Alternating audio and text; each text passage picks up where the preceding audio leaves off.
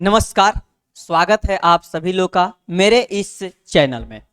आज हम लोग पहुंचे हुए हैं मोतिहारी के सुप्रसिद्ध सामाजिक कार्यकर्ता श्री रंजीत गिरी जी के पास। और रंजीत गिरी जी से हम लोग कुछ बातें करेंगे कि जो बिहार के अपर मुख्य सचिव के पाठक हैं, उनके नेतृत्व में जिस प्रकार से बिहार की शिक्षा व्यवस्था को सुधारने का प्रयास किया जा रहा है, उनका कदम कितना हद तक सही है और कितना गलत है, आइए हम लोग कुछ बातें करते हैं। रंजीत गिरी जी, आपका स्वागत है हमारे चैनल में। बहुत बहुत धन्यवाद आपको और आपके चैनल को। तो जिस प्रकार से आप देख रहे हैं कि प्राइवेट कोचिंग संस्थान वालों के अंदर एक हाहाकार मचा हुआ है और बिहार में शिक्षा की एक क्रांति जगाने का प्रयास किया जा रहा है के पाठक के द्वारा, आप इसको कैसे देखते हैं?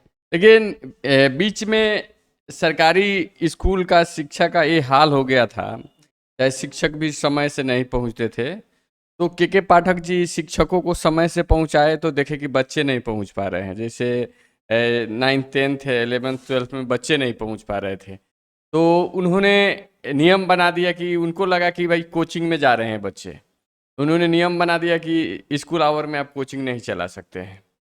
तो निश्चित रूप से पहले जो कमी आई है, यानी स्कूल में पढ़ाई नहीं होता था जिसके लिए बच्चे कोचिंग के तरफ भाग रहे थे, तो ये सिस्टम की कमी थी जिसके चलते प्राइवेट कोचिंग स्कूल में पढ़ाई नहीं होती थी, बच्चे नहीं जाते थे, कोचिंग में ही जाते थे। तो अब उन्होंने सुधार किया है, तो सबसे पहले वो तो खैर ध्यान दे ही रहे हैं इस सरकारी स्कूल में पढ़ाई हो, और जब सरकारी स्कूल में पढ़ाई हो, सबको शिक्षा मिले, इससे बढ़िया काम और क्या हो सकता है। क्या आपको लगता है इसमें जो है के पाठक पूरी तरह सफल हो रहे हैं? सफल प्रयास है, प्रयास हर डिपार्टमेंट में, मैं कहता हूं हेल्थ डिपार्टमेंट में भी ऐसा व्यवस्था होना चाहिए कि सरकारी अस्पताल है वहां प्राइवेट अस्पताल नहीं होना चाहिए। सरकारी व्यवस्था में भी जिस तरह से सरकारी स्कूल हेल्थ और एजुकेशन ये ह्यूमन बींग के लिए इसेंशियल चीज़ है, बहुत ज़रूरी चीज़ें है, ये काम होना चाहिए, ये सबको मिलना चाहिए।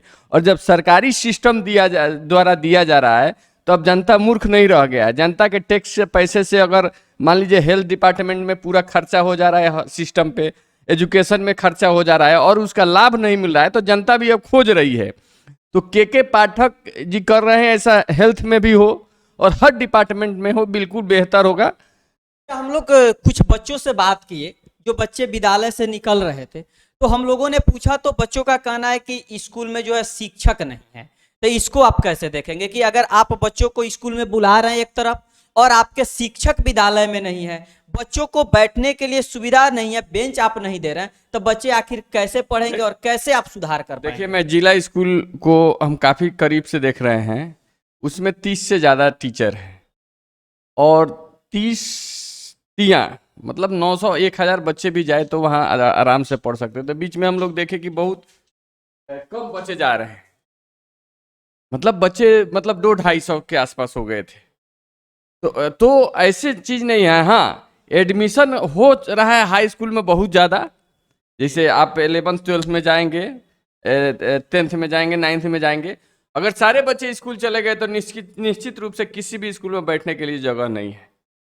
ये मैं मानता हूँ, बेंच डेस्क की कमी है। आपको नहीं लगता है कि पहले के पाठक को अपनी सिस्टम की सुधार करनी चाहिए, फिर बच्चों को अपने यहाँ बुलाना चाहिए पढ़ने के लिए? नहीं, निश्चित रूप से अगर बच्चे जाएंगे, पढ़ने के लिए व्यवस्था नहीं होगा, तो व्यवस्था भी करने का जिम्मेदारी है उसको। लेकिन जो व्यवस्था है वो तो फुलफिल हो। मान लीजिए जिस स्कूल में बैठने की जगह है, एक मास्टर को कम से कम 40-45 बच्चे 30 बच्चे पढ़ाने की जो जिम्मेदारी है, ये शुरू हो। अब ये नहीं कह सकते हैं कि अब सारा सिस्टम लेके ही वो जाएंगे। सिस्टम तो है, जो सिस्टम है क्या वहाँ फंक्शनिंग हो रहा है? इसका असर जो है आपको क्या लग रहा है? यहाँ के जो कोचिंग संस्थान वाले लोग हैं, वे धरना करने की बात कर रहे हैं या डीएम साहब के पास आज गए थे, मीटिंग में गए थे, तो क्या लग रहा है कि इन लोगों का जो दबाव है एक सरकार के प्रति, तो क्या सरकार इनके सामने झुकेगी? देखिए, सरकार झुकने और न झुकने की बात नहीं है। सरकार अगर सुधार कर रही है, मान लीजिए अगर सरकार को लगता है, मैं शुरू से बोल रहा हूँ, सरकार की कमी रही है, स्कूलों में पढ़ाई नहीं होती है, जिसके चलते यहाँ 9 से लेके 12 तक कोचिंग का भरमार है। ग्रेजुएशन में तो कॉलेज केवल बड़े बड़े लोग चले गए हैं कॉलेज में, एमएस कॉलेज में भी पढ़ाई नहीं हो रही है। तो अगर सरकार ये पहल कर रही है तो मुझे नहीं लगता है कि इसका विरोध होना चाहिए। हाँ, कोचिंग है तो कोचिंग का टाइम कोचिंग सुबह शाम चले, निश्चित रूप से ये सही है। और जब मान लीजिए अब 12 का 11th और 12 का जैसे हाई स्कूल, आप चाहते हैं कि विद्यालय खुले, प्रतिदिन विद्यार्थी जाएं? बिल्कुल, विद्यालय खुले, प्रतिदिन विद्यालय विद्यार्थी जाए। कोचिंग तो उनके लिए है जिनको ज्यादा समझ में नहीं आ रहा तो बाहर जाके कोचिंग पढ़े, लेकिन यहाँ तो कोचिंगे पर आधारित है सब चीज। इसका मतलब ये जो है, इसकी कमी किसकी थी जो ये मैं शुरू से बता रहा हूँ, गवर्नमेंट की कमी है। अगर स्कूल में पढ़ाई होता तो बच्चा क्यों पढ़ाई? मतलब चलिए, देर सही दुरुस्त हुआ, और जिस प्रकार से शिक्षा व्यवस्था को सुधारने का प्रयास किया जा रहा है यह काफी सराहनीय है, और हम सबको साथ देना चाहिए इसमें। मैं शिक्षक लोगों से मैं कहना चाहता हूँ, ठीक है भाई, आपकी बिजनेस है तो आप थोड़ा सुबह उठिए, शाम में बच्चों को अच्छा, यहाँ पर एक चीज और देखने को मिल रहा है कि जो प्राइवेट कोचिंग संस्थान वाले लोग हैं उनको कह दिया गया है कि आप 9 से 4 तक अपने कोचिंग को बंद कर देंगे। तो इसको आप कैसे देखते हैं सर? बिल्कुल, उनको लगता है कि आपके चलते स्कूल से बच्चे नहीं जा रहा है, कोचिंग है। उनका तो सर उनका तो दूसरा कोई आधार नहीं है, और वे अगर कोचिंग चला रहे हैं तो उनकी अपनी प्रॉपर्टी है, तो उसमें सरकार को फिर दखल अंदाजी करने की क्या? कोचिंग चला रहे हैं आप, ये सब चीज सरकारी नियम से चलता है, आपको पता है ना। जी जी, सबके लिए नियम कानून बना है, आप आपकी मनमर्जी नहीं ना चलेगी। सरकार जो कानून बनाता है, सरकार को राइट है तभी तो रोक रही है। बिल्कुल।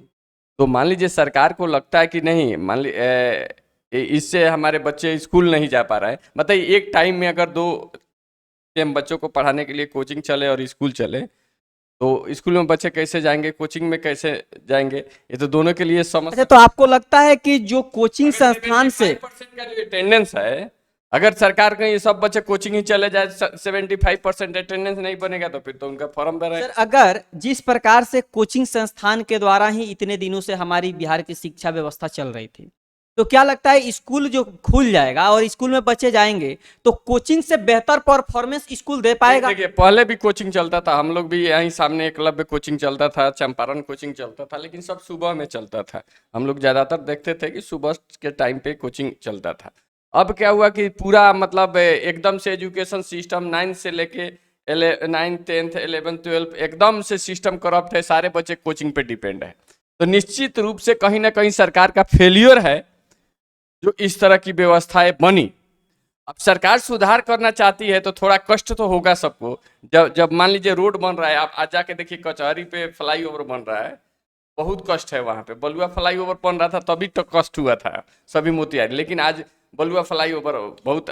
चलिए, ये थे आज हमारे साथ जुड़े हुए रंजीत गिरी जी, जो मोतिहारी के सुप्रसिद्ध सामाजिक कार्यकर्ता हैं, जो हर मुद्दे पर बेबाकी से अपनी बातों को रखने के लिए जाने जाते हैं। तो इनका कहना है कि कोचिंग के बजाय अगर बच्चे विद्यालय में जाते हैं तो ज़्यादा से ज़्यादा उनको लाभ मिलेगा, और हर तरह की सुविधाएं भी सरकार प्रदान करने की बात कर रही है। दीजिए इजाज़त, बहुत बहुत धन्यवाद।